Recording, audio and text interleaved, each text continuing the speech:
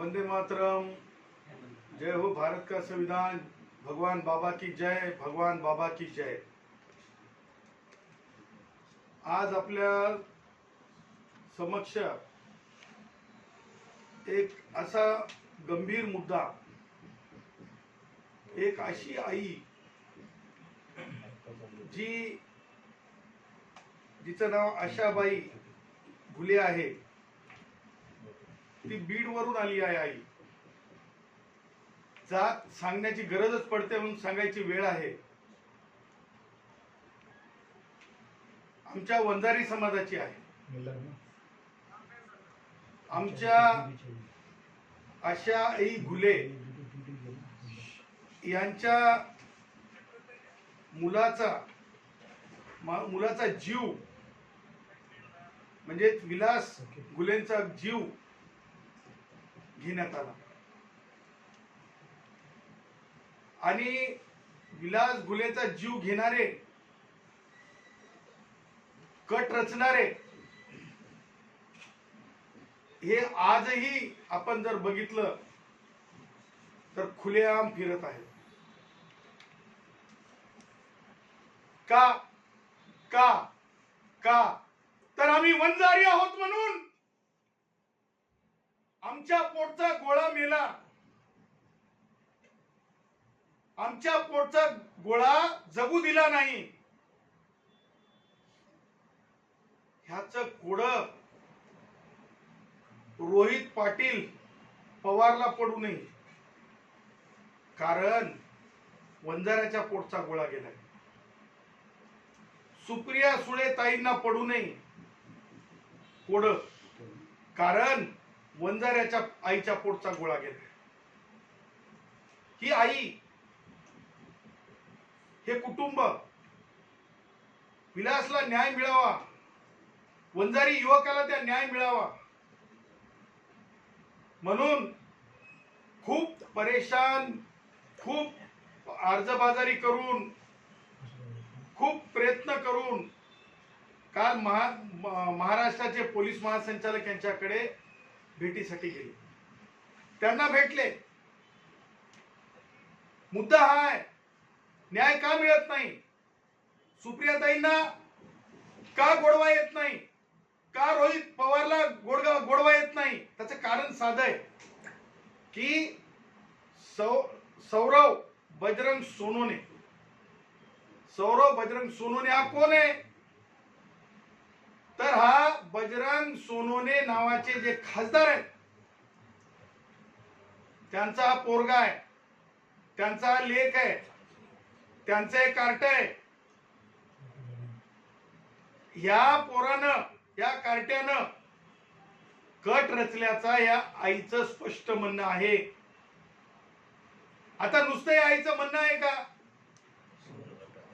की आईकडे पुरावे? हे पाहणं फार महत्वाचं आहे। 2/7/2026 ला ऐका, सन्माननीय पोलीस अधीक्षक बीड, ऐका, न्यायालयात काय आहे ते तर ऐका। या आईच्या डोळ्यातल्या अश्रूमध्ये काय ते तर ऐका। सुप्रियाताई आणि रोहित पवार हे काय महाराष्ट्राचे कर्ते करविते नाहीत। पोलीस अधीक्षक बीड, तुम्ही घाबरू नका, ते कर्ते करविते नाहीत।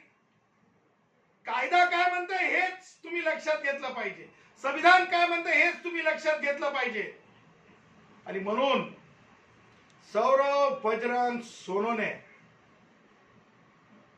आणि श्रीकांत घुले यांनी एकमेकाशी चर्चा करून, त्यानंतर अजय कदम आणि मंगेश सोनोने, अजय कदम आणि मंगेश कदम ह्या एकत्रितपणे बालाजी सोनोने ज्या प्रकारे हे कुभांड रचलेलं आहे, त्या कुभांडाला कायदेशीर दृष्ट्या न्यायालयासमोर आणायचे की नाही। आणि म्हणून 19/6/2026 ला ती जी तारीख आहे, त्या तारखेप्रमाणे जर आपण बघितलं तर त्या तारखेचा घटनाक्रम जर बघितला तर कटाच्या बाबतीतलं जर बघितलं आपण घटनाक्रम, तर तो घटनाक्रम माननीय ज्युडिशियल मॅजिस्ट्रेट फर्स्ट क्लास कोर्टामध्ये 8/7/2026 ला स्पष्टपणे 4 साक्षीदारांनी सांगितलंय, 4, की कशा प्रकारे कट रचला होता आणि त्या कटामध्ये सौरव बजरंग सोनवणे कसा सहभागी आहे. कॉल डिटेल्स आता आले, प्रत्यक्षदर्शींचं म्हणणं आलंय, मय्यत ज्या वेळेस जीव जात होता विलास गुलेंचा, त्या जीव जाण्यापूर्वी आपल्या सख्या भावाला त्यांनी सांगितलंय आणखीन काय पुरावा पाहिजे, आणखीन काय पुरावा पाहिजे एसपी साहेब. त्यामुळं पोलीस महासंचालकांना ज्यावेळेस भेट दिली मंत्रालयामध्ये सुद्धा जाऊन माननीय मंत्री गिरीश महाजन साहेबांना हे आई भेटल्या. त्यांनी एसपी बीडला फोन लावला, परंतु मुद्दा हा आहे की हे सगळे पुरावे असताना स्पष्टपणे अद्याप आरोपी बजरंग सोनवणेचा मुलगा होत नाही. जर हे कारण राजकीय स्वरूपाचं असेल तर हे अत्यंत वेदनादायी आहे. तुम्हाला मला सांगायचंय की ज्या प्रकारे म्हणजे रोहित पवार असेल, ज्या प्रकारे रोहित पवारनी जी जी हे केली आणि यांनी सुप्रियाताईंनी हे जर बघितलं तर सुप्रियाताई हे बघा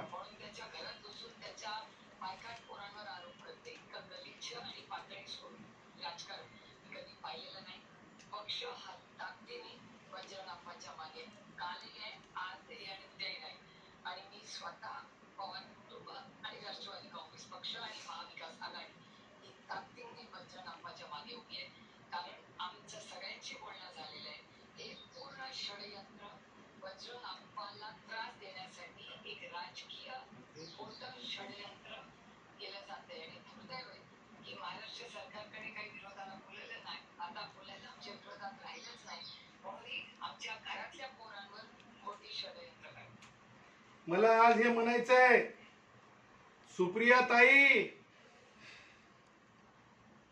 खून झालाय म्हणण्यापेक्षा जीव गेलाय, जीव गेलाय.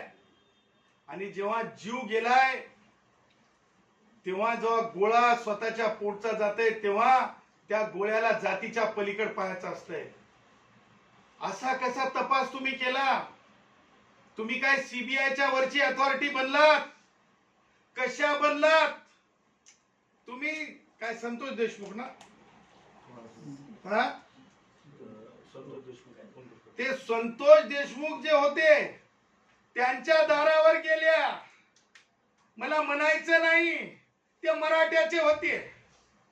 आमच्या वंजाऱ्याच्या दारावर याला कोण थांबवलं? माय सुप्रियाताई, कोण थांबवलं? आमचं दार वंजाऱ्याचं जमत नाही काय? का आल्या नाही? काय झालं म्हणून? आई तुझ्या पोटचा गोळा गेलाय, मेलाय तुझ्या पोटचा गोळा, कसं झालं म्हणून विचारणा का केली नाही? हे शहाणपण का सुचलं नाही? जात बघून घरात दुडायचे राहतात की जात बघून भावना व्यक्त करायच्या असतात? माय सुप्रियाताई, माझ्या सुप्रियाताईला लय राजकीय बोलणं येत आहे. माझी ताई पार्लमेंट मध्ये म्हणती इतक्या विद्यार्थीचा जीव गेला, पण माझी ताई राष्ट्रवादी काँग्रेसचे वयोवृद्ध पुढारी शरद पवार यांच्या काळात 124 एसटी कष्टकऱ्यांचे जीव गेले. माझ्या ताईंना कधी माझ्या ताईच्या जिभेवरती येत नाही, कारण ताईला त्या मृत्यूचं राजकारण करता येत नाही. आणि म्हणून त्याच प्रकारे रोहित पवार सुद्धा बीडमध्ये जातात. बीडमध्ये जाऊन रोहित पवार सुद्धा तशाच प्रकारे व्यक्त होतात. मला हे म्हणायचं आहे की या प्रकरणात अद्याप मग मी तुम्हाला दोन गोष्टी सांगू इच्छितो. आमचं म्हणणं नाही जातीवादी काही प्रश्न नाही, पण मराठ्याचं जर एखादा काही जीव गेला किंवा घटना घडली की सर्व पक्षीय मराठा पुढाऱ्यांनी, सर्व पक्षीय मंत्र्यांनी, मग जरंगेच्या आंदोलनात पोलिसांवर अन्याय झाला, तिथे काही घटना घडली तरी सर्व पक्षीय मराठा पुढाऱ्यांपासून, मराठा नेत्यांपासून, मराठा मंत्र्यांपर्यंत एकत्रित व्हायचं, रिंगण करायचं, मंत्र्यांचे राजीनामे घ्यायचे, भटक्या विमुक्ताचे, ओबीसीचे. परंतु तुम्हाला सांगतो, माऊली सोड, धनगर आहे, काय जीवाची किंमत आहे? धनगराचं लेकरू गेलं तर काय करायची? एसआयटी काय करायचंय? सीबीआय काय करायचंय? काय करायचंय? जलद गतीनं न्याय. तसंच तुम्हाला सांगतो, 10 तोंडे मुंडकं सापडलं नाही 2 दिवस अहिल्यानगर मध्ये. आरोपी कोणत्या समाजाचे? काय करायची एसआयटी? काय करायचं विशेष सरकारी वकील? फक्त देशमुखच्याच प्रकरणात विशेष सरकारी वकील लागतंय, फक्त देशमुखच्याच प्रकरणात विशेष सरकारी वकील लागतंय, संतोष देशमुखच्या. दुसरीकडे नाही, नको. गुन्ह्याच्या प्रकरणात तर नको. वंजारी मेलाच पाहिजे, गेलाच पाहिजे, ही भावना आहे का राजकारण्यांची?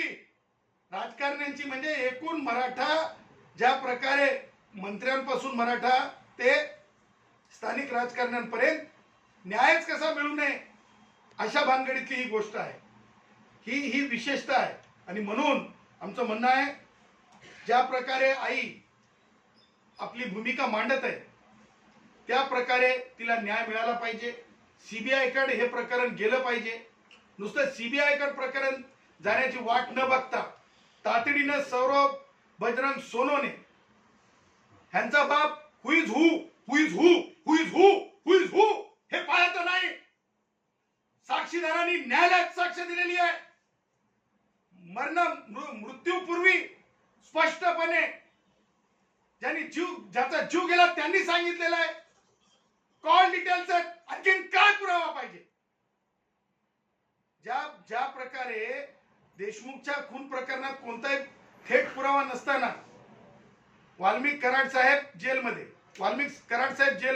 पण या प्रकरणात बजरंग सोनवणेच्या पोराच्या विरुद्ध पुरावे असताना सूट रान मोकळा हे बिलकुल चालणार नाही. हे निर्वाणीचा कायदेशीर आमचं सांगणं आहे. आणि जर हे तुम्ही लवकरात लवकर ह्या सगळ्या गोष्टी करणार नसाल तर आमचं स्पष्ट म्हणणं आहे की येणाऱ्या काळामध्ये या आईनी काय सांगितलं पोलिसांना आणि काय करतील त्या भविष्यात, त्या आईच्या तोंडून तुम्ही ऐका. आई, तुम्ही बोला. तुम्हाला काय वाटतंय सांगा. काय आम्हाला न्याय पाहिजे. हे माझं सोन्यासारखं लिकरून गेलंय. आज 3-4 दिवस झाला आम्ही इथे वडापाव चहा खाऊन शिनी. ज्या टायमाला संतोष देशमुख हत्या झाले त्या टायमाला आम्ही जातवाद काही बघितली नाही. आम्ही सगळीच म्हणत की जे मारकरी असतील त्याला अटक करा. पण आता आमच्याकडे कुणी सुद्धा आलं नाही. आणि आमच्याकडे नाही येऊन शिनी आमच्या कवडाला धक्का देते. रात्रीच्या 2-3 वाजता बजरंग सोनवण्याचं पोरग, त्याला अटक करू नका, त्याचं नाव काढून टाका. मग मी दार वाजविलं. मी म्हणलं कोण आहे? मी एकच सांगतोय की ते नाव काढून टाका. मग माझ्या मुलाला उठविलं. तवरचं माझ्या मुलाला उठूस तर तोंड बांधून घर उघडूस तर अशी वरी पळाली. मग ते मुलगा म्हणला का मी जाऊ का ह्याला स्टेशनला? म्हणलं वागा जाऊ नको, आपल्यासोबत कुणी नाही. तुझे वडील म्हातारे येतं, तुझा भाऊ भरल्या रोडवर बोक्सीला. मग मी जाऊ दिलं नाही. मग हे घरात पुस्तोर का त्यांची हे आम्हाला न्याय पाहिजे. माझ्या पोटचा गोळा गेला, आम्ही जगायचं नाही जर न्याय दिला तर आम्ही रेल्वे खाली 2 मायले तर आत्महत्या करणार आहे. आणि त्या राहिलेला आरोप तात्काळ आरोपी केला पाहिजे. एवढेच आमची मागणी. हात जोडून पाया पडून आमच्या मागं कुणी नाही. आई ते आम्ही 2 मायले करे. आमचे मालक म्हातारे झालेले, जे माझ्या पोटचा गोळा होता ते मारून टाकला. ते कुणाच्या दोषदारीत नव्हता. ते आपलं घर शेती आई वडील सांभाळणं ते त्याच्यावर होतं. पण माझा कुठं राजकारणामध्ये नव्हता, माझा कुठं बैठकीमध्ये नव्हता, अगर पिदाडी खिदाडी काय नव्हता. आपलं हॉटेल चालविणं, घरी येणं, जेवणं आणि ते आपलं काम बघणं. हे कुणाच्या सुद्धा बैठकीत जाणार नव्हता, राजकारणात सुद्धा जाणार नव्हता. आम्ही कसं जगायचं आणि कसं करायचंय ते आमचा न्याय आम्हाला पाहिजे. आज 3-4 दिवस झाला आम्ही वडापावच्या वाटावर वर आलो का आमची मिळवाल्याने केस उचलली नाही. 3-4 दिवस आमचं पिरियड याच्यामध्ये होतं. ते काही जाग्यावरच मारलेलं नाही.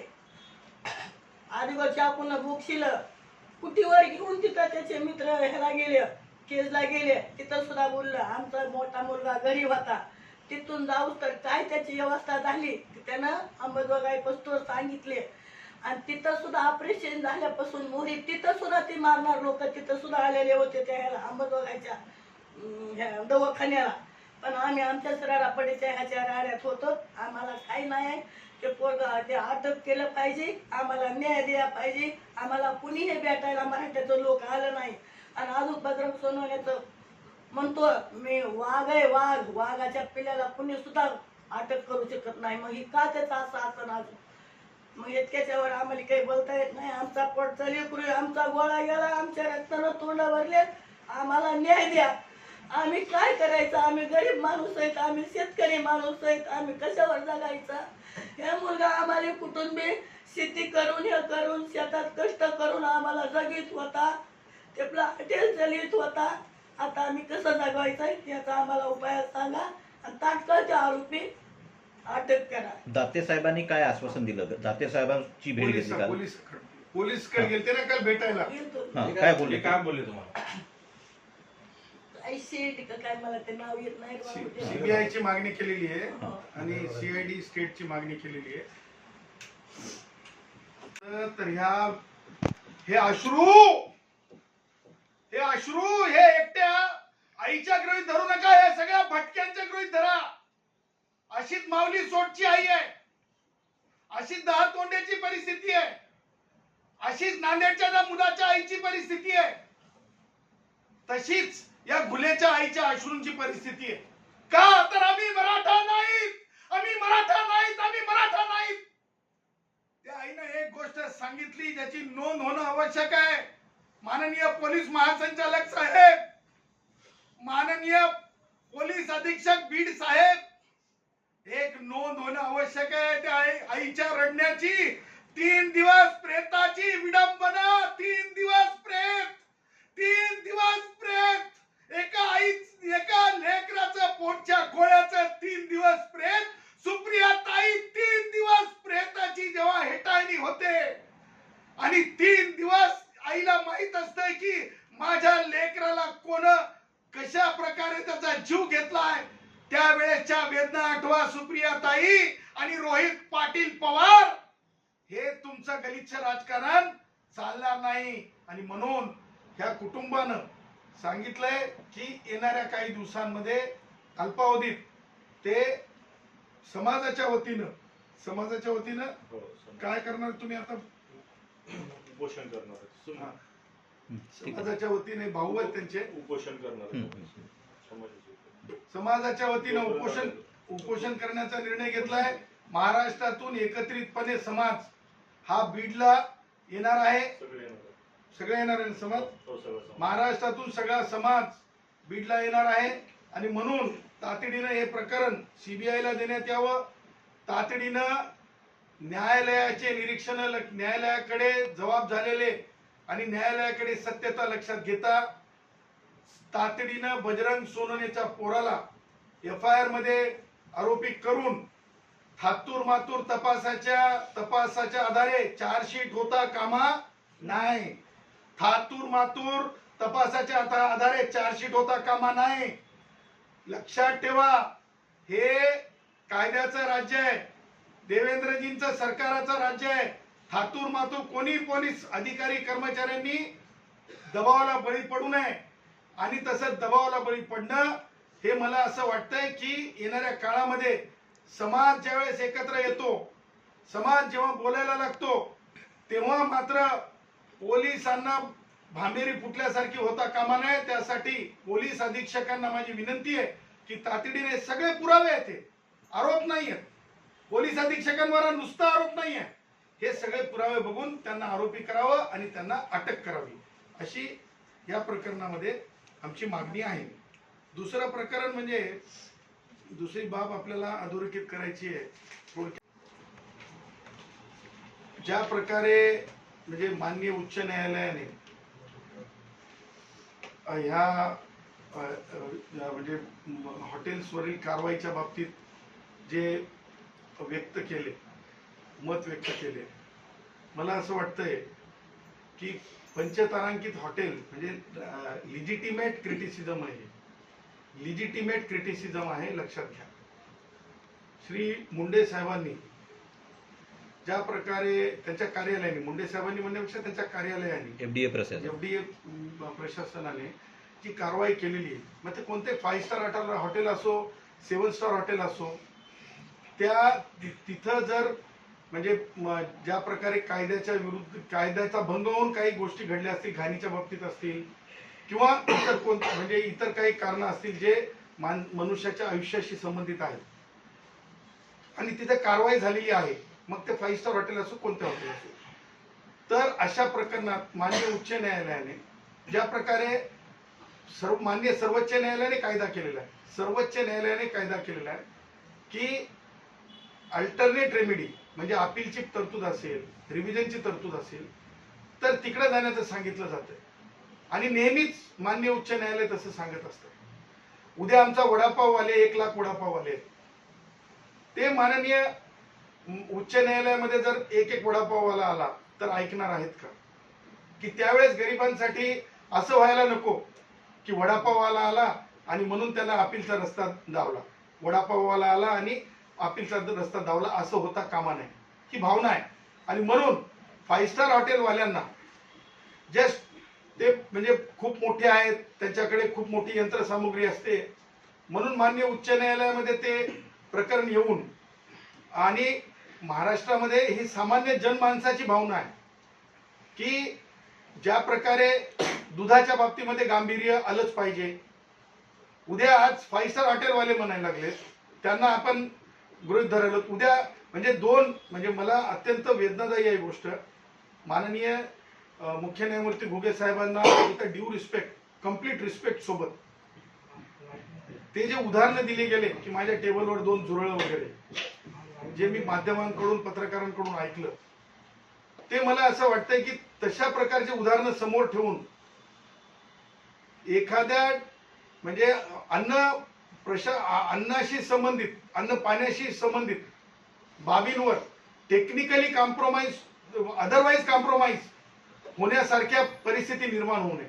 उद्या जर अधिकाऱ्यांनी असा विचार केला की अरे नाही, आपण कारवाई केली आणि म्हणजे अपीलची गरज नाही, रिव्हिजनची गरज नाही, लोक डायरेक्ट हायकोर्टमध्ये चालले, तर मग मला असं वाटतंय की कायद्याचा मेस होण्याची शक्यता आहे. वडापाववाल्या भावाला सुद्धा तोच न्याय असावा, पंचतारांकित हॉटेलवाल्याला तोच न्याय असावा. पंचतारांकित हॉटेलवाला लाडोबा रे लाडोबा, लाडोबा रे लाडोबा, लाडोबा रे लाडोबा असता कामा नये. उद्या दूधवाले तसंच करतील. उद्या त्याच्यानंतर खरं आहे, तुम्हाला सांगतो, शाळेच्या जवळ कोणत्या आई वडिलाला पालकाला कोर्टाला आवडेल की शाळेजवळ म्हणजे गुटखा वगैरे किंवा शुगर कोटेड पदार्थ असावं ज्याच्यामुळे, किंवा चरबीयुक्त पदार्थ असावं, कोणत्याही आई वडिलांना आवडेल? कोणत्याही आई वडिलांना ते आवडणार नाही. अशा परिस्थितीत एखादा विभाग, मला हे म्हणायचं नाही की आपले माननीय आपले मुंडे साहेब ज्या प्रकारे काम करत आहेत, त्या जिथे कायदेशीर चुकीचं असेल तिथे कायदेशीर चुकी तर ठीक आहे, परंतु ग्रॉसली त्या कामावर, त्या कार्यप्रणालीवर प्रश्नचिन्ह उपस्थित होता कामा नये. आणि म्हणून लिजिटिमेट क्रिटिसिझम असावं. त्या अर्थानं माझं असं म्हणणं आहे की आरोग्याशी केवळ रिॲक्शनरी, आता न्यायालयाने ऑर्डरमध्ये तसं लिहिलंय का 2 झुरळं स्वतःच्या टेबलवर वगैरे, तर मला असं वाटतं कोणतंही न्यायालय तशा प्रकारचं लिहित नाही. आणि म्हणजे त्यामुळं रिॲक्शनरी बाबींचा आज सोशल मीडिया त्याचा फायदा उद्या हे जे सगळे असे एलिमेंट्स असतात, समजा उद्याच्याला पंचतारांकित हॉटेलच आहे, तिथं जर म्हणजे काहीतरी कारणानं म्हणजे जेवण व्यवस्थित नाही, पाणी व्यवस्थित नाही, किंवा काही कारणानं हायजेनिक गोष्टीमुळं एखादा फॉरेनर जर आजारी पडला, त्याचं उत्तर आहे का? त्याचं उत्तर कोण देणार? ते पंचतारांकित हॉटेलचा मालक कोण आहे हे फार महत्वाचं ठरत नाही. कोणत्या देशामध्ये फॉरेनर बिमार पडला देशाची बदनामी होते, राज्याची बदनामी होते. तिथे नेशनचा विषय असतो आणि जिथं देशाचा इब्रतीचा विषय असतो तिथं मला असं वाटतंय की व्यक्तिगत आस्थापना यांना माननीय न्यायालयाने उलट असं म्हणणं अपेक्षित आहे की तुम्ही जास्तीत जास्त हायजिनिक काळजी घ्या. असं म्हणू नये की हा देश आहे, या देशामध्ये बडे बडे काय म्हणतात ते पिक्चर बडे बडे देशों में छोटी छोटी बातें होती है बघा, जयश्रीचं लय पक्का. हा, तर ते तशा प्रकारचं जर झालं तर कायद्याचा मेस होऊन जाईल ना. बडे बडे देशों में छोटी छोटी बातें होती है असं नसतंय. माननीय भुगे साहेब, तुम्हाला हात जोडून विनंती आहे, लिजिटिमेट क्रिटिसिझम आहे, जर वेळ मिळाला तर न्यायालयात येऊन, कारण अनेक जनतेतील सामान्य नागरिक मला भेटत आहेत, इंटरव्हेन्शन ऍप्लिकेशन दाखल करून पंचतरंगित हॉटेलवाला कौन है कौन है कौन है, कोई मतलब नाही, कोई इम्पॉर्टन्स नाही. कायदेशीर प्रक्रिया, लेयर्ड कारवाईची पद्धती, लेयर्ड ज्या प्रकारे रिड्रेसल फोरम आहे, अपील असेल, रिव्हिजन असेल, रीट असेल, कमिशनर कडे अपील असेल, हे जर सामान्य गरिबांना झोपडी तुटल्याच्या नंतर रिड्रेसल साठी जावं लागतंय फोरम कडे, तर पंचतारांकित हॉटेलवाला जस्ट बिकॉज तो खूप मोठा टॅक्स पेअर आहे किंवा तो खूप मोठा बलशाली आहे किंवा पैसेवाला आहे म्हणून बिलकुल कोणतीही गोष्ट वेगळ्या प्रिव्हिलेजनं पाहण्याची गरज नाही, असं देखील माझं म्हणणं आहे. तिसरा मुद्दा असा आहे जे आपल्याला सांगायचं आहे की ज्या प्रकारे कलाकारांनी आपल्या कला ज्या आहेत सादरीकरणामध्ये स्वतःचं नाव मोठं करावं, ज्या प्रकारे म्हणजे मी सुद्धा भारतीय जनता पक्षाचा मतदार आहे. मी मागच्या ज्या निवडणुका आहेत, अनेक निवडणुका, त्याच्यामधला कायम मतदार आहे, मला सुद्धा अधिकार आहे. मतदार हा राजा आहे पार्लमेंटरी डेमोक्रेसीमध्ये. त्यामुळं भारतीय जनता पक्षाचा मतदार या नात्यानं मी कलाकार कंगना राणावत यांना मला सांगायचं आहे की सार्वजनिकपणे